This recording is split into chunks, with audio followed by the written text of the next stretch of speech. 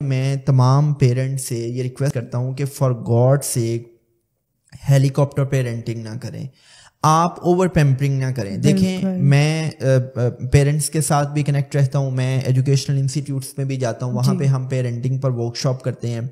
تو ہم نے یہ دیکھا ہے کہ جو جین زی ہے یا جو آئی مین الفا جنریشن ہے, یہ بہت زیادہ اوور پیمپرڈ ہے. آئی مین کہ آپ بچے کو اوور فیسیلیٹیٹ کر رہے ہیں, آپ انڈیو فیور کر رہے ہیں, آپ اس کی ہر خواہش کو پورا کر رہے ہیں. اور جب آپ اوور پیمپرنگ کرتے ہیں تو یہ بچے مماز بوائے بن جاتے ہیں, جن کو ہم عرف عام میں برگر بچے کہتے ہیں. اب ایک برگر بچہ ہے, وہ کلاس میں آتا ہے اور وہ اتنا سینسٹیو ہوتا ہے کہ اوور سینسٹیوٹی کی بیس پہ اگر اس کو کسی نے کچھ کہہ بھی دیا ہے تو وہ فوری برا مان جاتا ہے. تو یہ جو اوور سینسٹیوٹی ہے یہ بھی بچوں میں اس وقت ڈیولپ ہوتی ہے کہ جب آپ ایک بچے کو اوور پیمپر کر دیتے ہیں, وہ بچہ چھوٹی چھوٹی سی بات پہ برا منانا شروع ہو جاتا ہے. ایون اگر ٹیچر نے یہ کہہ دیا ہے کہ بھئی آپ کی یہ رائٹنگ اچھی نہیں ہے, یا آپ ٹیچر نے یہ کہہ دیا ہے کہ بھئی آپ نے آج یونیفارم کیوں نہیں صاف پہنا, تو وہ بچہ اس بات کو لے کے بھی رونا شروع کر دیتا ہے. تو یہ جو اوور سینسٹیوٹی ہے, اس کے بیک اینڈ پہ ریزن کیا ہے فریال کہ ہم ایک بچے کو اوور پیمپر کرتے ہیں. اس میں تیسری ریزن یہ ہے کہ جن گھروں میں ماں باپ آپس میں بہت لڑتے ہیں اور ان کے آپس میں جھگڑے رہتے ہیں, تو جہاں پہ وہ بچے میں ایک ابیوزر بیہیویئر کو نرچر کر رہے ہوتے ہیں, اس کے ساتھ ساتھ وہ بچہ اوور سینسٹیو بھی ہو جاتا ہے. فار ایگزامپل, جن گھروں میں خواتین چھوٹی چھوٹی سی بات پہ موڈ بنا لیتی ہیں, موڈ سوئنگس آتے ہیں ان میں, یا جن گھروں میں ہسبینڈس جو ہیں وہ سالن میں کھانے میں نمک مرچ کم ہونے سے موڈ بنا لیتے ہیں اور وہ پورا ایک طوفان کھڑا کرتے ہیں, ایک تھیٹر لگاتے ہیں, ایک سین کریٹ کرتے ہیں.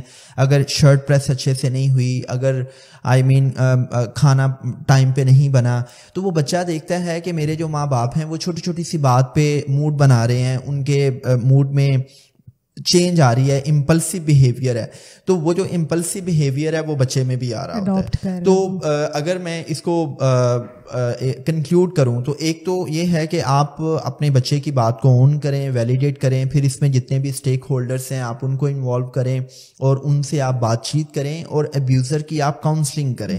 اور تیسری چیز یہ ہے کہ آپ بچے کو اوور پیمپر نہ کریں, آپ اس کو اوور سینسٹیو نہ بنائیں. اور اس میں موسٹ امپورٹنٹ میرے ذہن میں بھی یہ بات آئی, میں اس کو مس کر رہا تھا. دیکھیں فریال, ہمارے ہاں جب ایک بچہ پیدا ہوتا ہے تو آبویسلی اس کے اندر ایک انیٹ لرننگ ایجیلٹی ہوتی ہے, کیوروسٹی ہوتی ہے, اور وہ بچہ اس بچے کے پاس ایک انیٹ نالج بھی ہوتا ہے, جو نالج اللہ نے اس کو دے کے بھیجا ہوتا ہے. تبھی تو ہم یہ دعا مانگتے ہیں کہ بھئی رب زدنی علما نافعا, کہ میرے علم میں اضافہ فرما. اب اضافہ اسی چیز میں ہوتا ہے کہ جو چیز آپ کے پاس پہلے سے ہوتی ہے.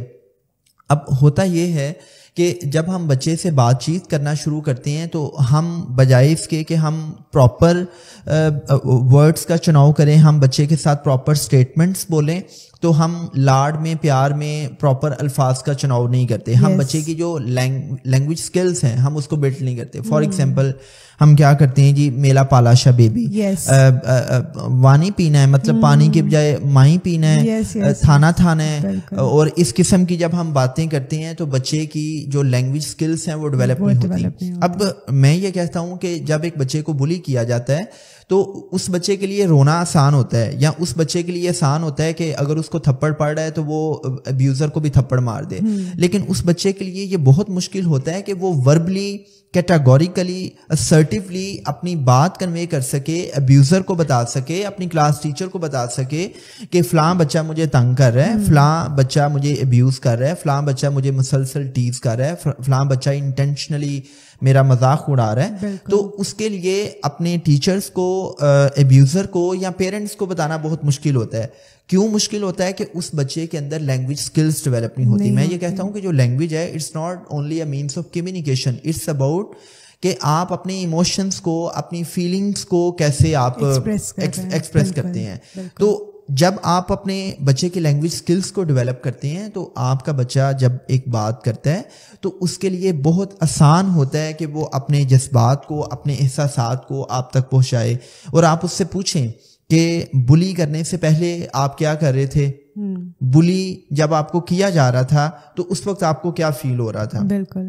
اور پھر جب آپ کو بلی کیا گیا تو اس کے بعد آپ کی کیا فیلنگس تھیں, آپ نے ابیوزر کو کیا کہا, آپ نے ٹیچر کے ساتھ کیا میسج کنوے کیا. تو یہ 3 سے 4 پوائنٹس ہیں, اگر ہم ان پر کام کریں تو آئی تھنک کہ ہم ایک وکٹم کو, وہ بچہ جس کو بلی کیا جا رہا ہے, ہم اس کو نارمیلٹی کی طرف لے کے آ سکتے ہیں. اینڈ فار گاڈ سیک میں یہ کہتا ہوں کہ کبھی بھی وکٹم کو آپ وکٹم مینٹالٹی کی طرف مت لے کے جائیں. یہ جو ہوتا ہے نا کہ ہمدردی ظاہر کرنا اور بیچارہ اور بار بار اس کو اس کے کمزور پہلوؤں کو ڈسکس کرنا کہ اس کا تو قد چھوٹا ہے, یہ بیچارہ تو غریب ہے, یہ بیچارہ تو مزدور کا بچہ ہے, اس بیچارے کا تو کمپلیکشن ڈارک ہے, اس کا قد چھوٹا ہے, یہ کمزور ہے, یہ فیبل ہے. تو آپ اس کی جو پرسنالٹی کی جو کمزور پہلو ہیں اس کو آپ بار بار ڈسکس نہ کریں, اس سے اس کی نیگیٹو ری انفورسمنٹ ہوگی, اور اس کا جو سیلف امیج ہے, اس کی جو سیلف اسٹیم ہے وہ اتنی پور ہو جائے گی کہ وہ حقائق کے برعکس خود کو کمزور اور فیبل سمجھے گا, اور وہ سمجھے گا کہ یار میں تو کسی کام کا ہی نہیں ہوں. اس کا جو سینس آف سیلف ورتھ ہے وہ ڈیمیج ہو جائے گا. اور میں سمجھتا ہوں کہ آپ اگر ایک بندے کو وکٹم مینٹالٹی سے نکالنا چاہتے ہیں تو آپ اس کی سیلف اسٹیم کو نرچر کریں, آپ اس کی جو میرٹس ہیں, اس کی جو خوبیاں ہیں اس کو ہائی لائٹ کریں. اور آپ جب اس کی سیلف اسٹیم کو نرچر کرتے ہیں تو یہ چیز بچے کی پرسنالٹی کو اسٹرانگ بناتی ہے, یہ چیز بچے کی سیلف اسٹیم کو بوسٹ دیتی ہے, اور وہ بچہ پوری گریس کے ساتھ اپنی پرسنالٹی کو کیری کرتا ہے.